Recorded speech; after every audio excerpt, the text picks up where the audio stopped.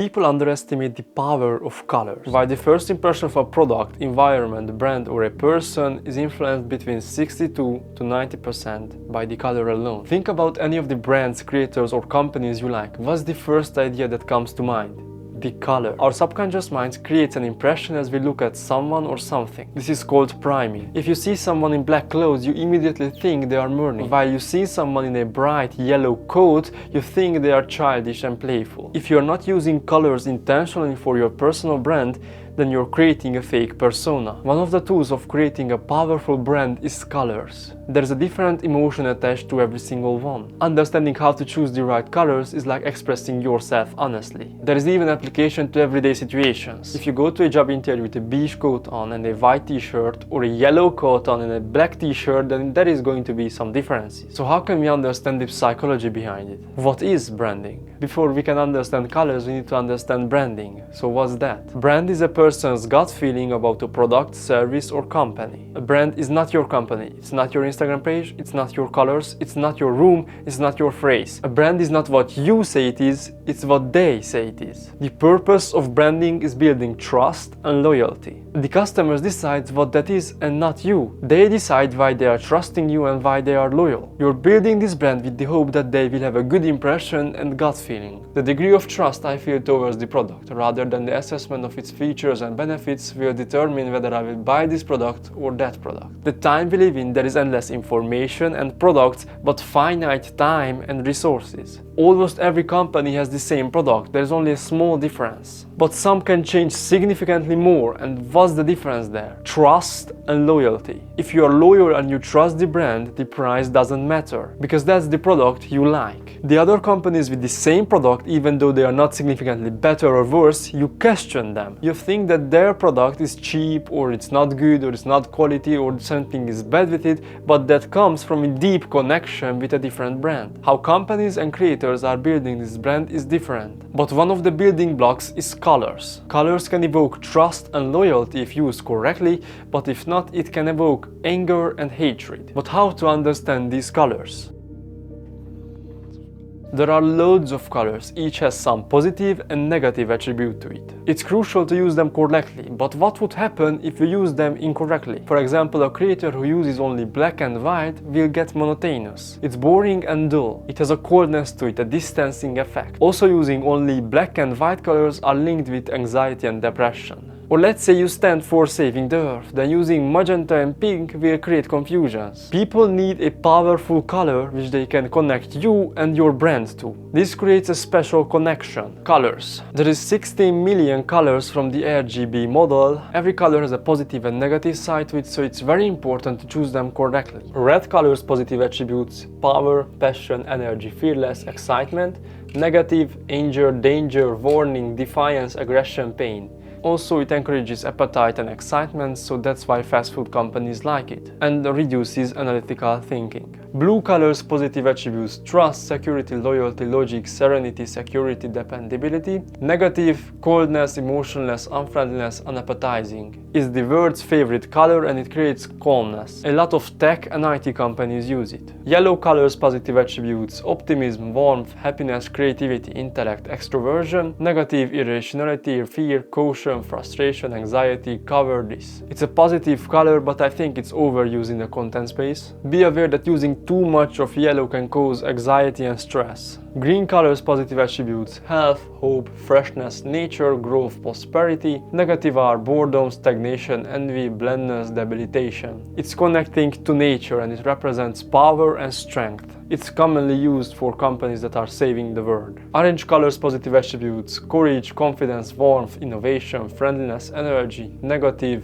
deprivation, frustration, immaturity, ignorance, sluggishness. It's connected to the sun, so it brings warmth, but for some reason orange is connected to being cheap. Purple color's positive attributes: wisdom, wealth, spirituality, imagination, sophistication. Negative: reflection, decadence, suppression, excess, moodiness. It represents luxury because previously only the nobility could buy it. It also has a feminine touch. Magenta color's positive attributes: imagination, passion, caring, creativity, innovation, quirkiness. Negative: outrageousness, rebelliousness, flippancy and impulsiveness. It's widely used for female clothes and accessories. If you're in a competition where everyone is traditional, you can use magenta to stand out. Brown color's positive attributes: stability, warmth, supportiveness, honesty. Negative: dullness, conservatism, heaviness, isolation. It represents earth and nature, meaning that you are down to earth as a brand. Be aware that it can evoke boredom and old-fashioned. Black color's positive attributes: sophistication, security, power, elegance, authority, substance. Negative: oppression, coldness, menace, heaviness, evil, mourning. It represents luxury and power. Overuse in your brand can create a distance and a coldness to it.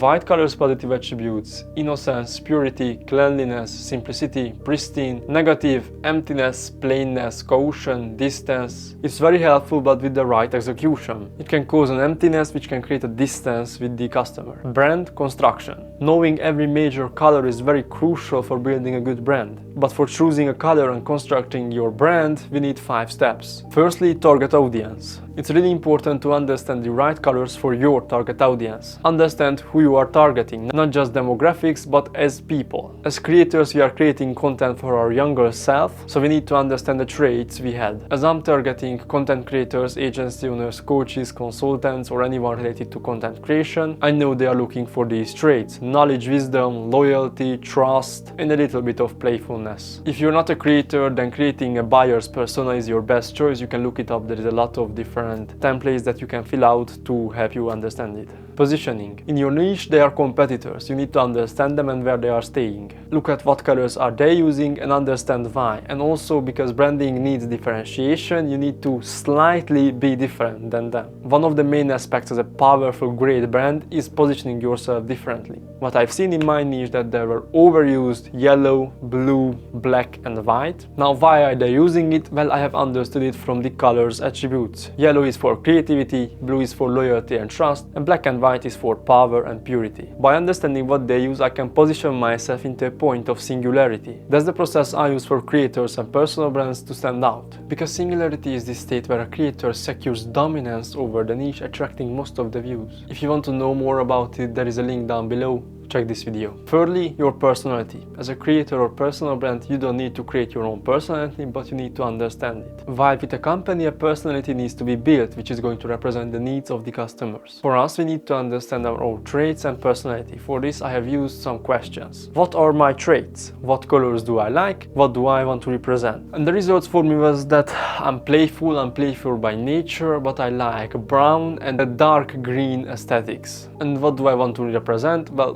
wisdom and knowledge, the deep connection to earth, to nature and reality, the elegance of the old money style's brown look, and the dark green aesthetics. Of course, from the old money style, we come from the old way, and I like teaching the principles rather than hacks. I don't like to teach hacks, I like to talk about principles. I like science and the unknown, but within reality. I like also minimalism, so I don't want to use bright or that vibrant colors. Fourth is matching colors. With understanding of who you are and what you represent, you need to match colors. If you have built a personality for your company, then you have to match those with a color. For me, what I have created was brown, green, yellow. Brown representing stability, warmth, wisdom, knowledge.